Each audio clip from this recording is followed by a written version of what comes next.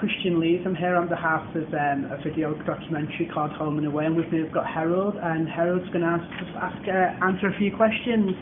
Herold, the first questions are past, present and future. Can you tell me a bit about yourself? Went into homelessness when I was about 16, then went into prison for a couple of years, and then after prison moved into here, Herold.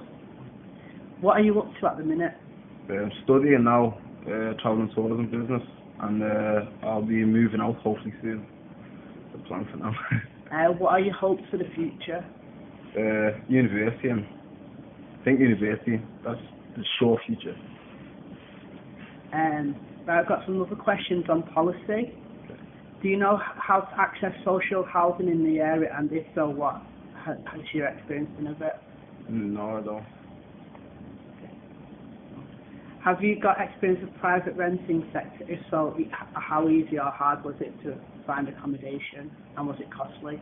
I've tried to find accommodation privately, but it costs too much and unreliable on repairs, so I just gave it a second thought, really. Have you any advice you could give to any other young people in your similar circumstance? Stay at home.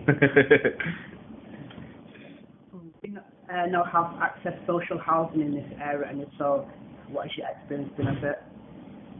Mainly, the only social funding that I have accessed in the past and I'm doing right now is property field. That's mainly through internet access. Have you got any experience of private renting sector? If so, how easy or hard was it to find accommodation, and how costly was it? Well, I've tried to rent accommodation before through private landlords, but because of the prices and the unreliability of the repairs, I gave it some thought. Have you any advice you could give other young people in your similar circumstance?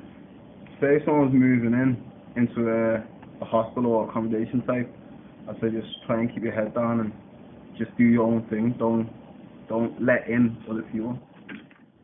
If you could give other young people some advice about housing, what would it be?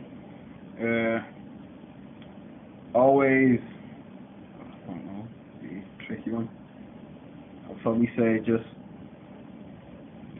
loads of people go in when they get a flat or when they move in, or especially when they get a flat, they always pick the first one straight away. I'd say because you're in a place like this doesn't mean that you gotta rush. You give it some time, you will get what you want, because everything doesn't happen overnight. And final question: how would you advise government to address housing issues? They need to look more into it. The government most of the things is paperwork.